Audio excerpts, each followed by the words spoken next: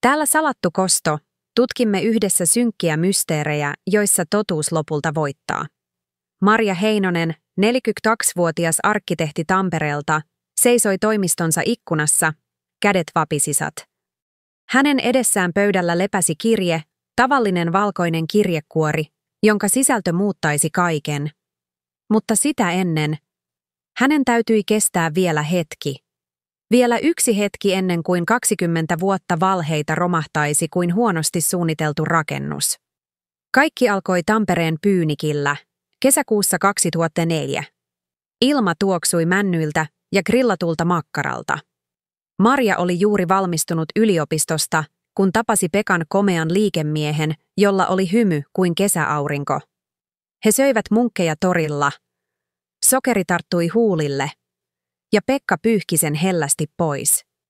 Rakenna taloja, minä rakennan yrityksiä, Pekka sanoi. Yhdessä voisimme rakentaa imperiumin. Seuraavat vuodet olivat kuin unelmaa. Häät Näsijärven rannalla. Ensimmäinen yhteinen koti Pispalan rinteessä. Marja suunnitteli taloja päivisin. Pekka teki kauppoja iltaisin. He olivat voimapari, tai niin Marja uskoi. Varoitusmerkit olivat pieniä kuin pisaroita ennen myrskyä. Myöhäiset illat toimistolla. Tuoksu, joka ei ollut Marjan hajuvesi. Puhelut, jotka katkesivat, kun Marja astui huoneeseen.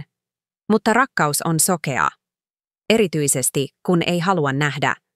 Ensimmäinen isku tuli tekstiviestinä. Väärään numeroon lähetetty viesti Marjan puhelimeen. Rakas, Marja ei epäile mitään. Pian olemme vapaita. Marja muistaa hetken tarkasti. Marraskuun 15. päivä, kello 14.47. Hän istui Hämeenkadun kahvilassa, cappuccino jäähtyi edessä. Kädet alkoivat täristä kuin haavanlehdet tuulessa. Hengitys katkesi.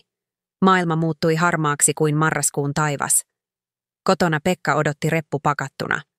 Löysin todellisen rakkauden, hän sanoi. Sofia ymmärtää minua. Sinä olet aina ollut liian käytännöllinen. Sofia. 20-vuotias myyntiedustaja Pekkan firmasta. Marja oli tavannut hänet firman juhlissa, tyttö, joka nauroi liian kovaa Pekan vitseille. 20 vuotta, Marja kuiskasi. Elämä on liian lyhyt onnettomaan avioliittoon, Pekka vastasi ovelta.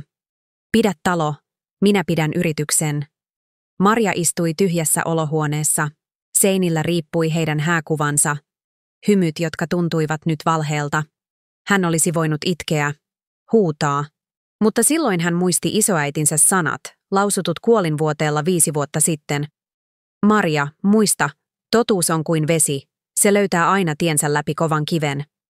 Sillä hetkellä Marja päätti. Hän ei itkisi, hän odottaisi, hän keräisi, hän voittaisi. Seuraavat kuukaudet Marja eli kaksoiselämää. Päivisin hän suunnitteli taloja, hymyili asiakkaille, kävi lounaalla ystävien kanssa.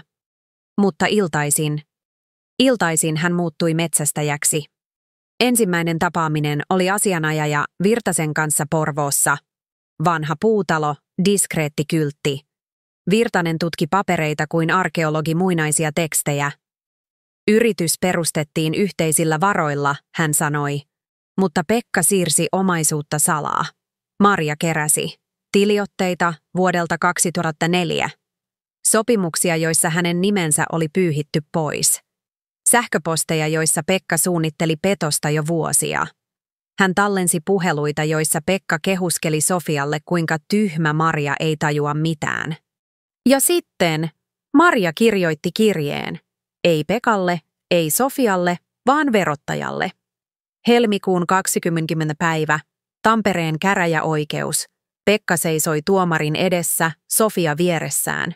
He hymyilivät kuin voittajat. Yrityksen jako-oikeudenkäynti oli Pekan mielestä muodollisuus. Yritys on yksin minun, Pekka julisti. Rakensin sen tyhjästä. Tuomari Lahtinen, harmaa mies harmaassa puvussa, katsoi papereita. Onko rouva Heinosella mitään lisättävää? Marja nousi. Hän otti laukustaan kirjeen, saman valkoisen kirjekuoren, joka oli odottanut tätä hetkeä. Hän ojensi sen tuomarille. Lähetin kopion verottajalle 3 kuukautta sitten, Marja sanoi rauhallisesti. Tässä on heidän vastauksensa. Tuomari avasi kirjeen. Hänen kulmakarvansa kohosivat. Sitten hän alkoi nauraa. Lyhyt, kuiva nauru kuin raksuttava kello. Herra Heinonen, tuomari sanoi, verottaja on jäädyttänyt kaikki tilipenne. Veropetos, rahanpesu, kirjanpitorikos. Pekan kasvot muuttuivat valkoisiksi kuin lumi. Sofia perääntyi kuin nähdessään vieraan. Yleisö, Pekan liikekumppaneita, yhteisiä ystäviä, käänsi katseensa pois. Mutta, Pekka änkytti. 3 vuotta selvittelyä, tuomari jatkoi. Yritys menee konkurssiin. Omaisuus takavarikoidaan. Marja katsoi, kun Pekka romahti tuolille. Sofia oli jo kadonnut salista kuin savutuulessa. 6 kuukautta myöhemmin Marja istui uuden toimistonsa ikkunassa. Pienempi tila, mutta hänen omansa. Verottaja oli palauttanut hänen osuutensa. Talo oli myyty, velat maksettu.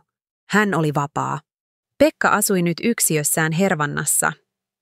Sofia oli löytänyt uuden rikkaan miehen.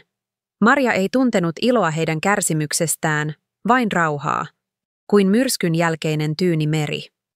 Pöydällä lepäsi valkoinen kirjekuori, tyhjä nyt, tehtävänsä tehnyt. Marja kosketti sitä hellästi. Isoäiti oli ollut oikeassa. Totuus oli löytänyt tiensä. Ikkunasta näkyi Näsijärvi kimaltaen iltaauringossa. Marja hymyili. Ensimmäistä kertaa 20 vuoteen hän hengitti vapaasti.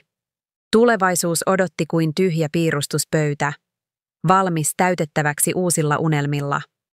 Jos tämä tarina kosketti sinua, tilaa kanava. Joka viikko tuomme teille uusia kertomuksia totuudesta, oikeudesta ja voimasta, joka löytyy hiljaisuudesta. Muistakaa, joskus suurin kosto on antaa totuuden puhua puolestaan. Täällä oli Salattu kosto. Nähdään ensi viikolla.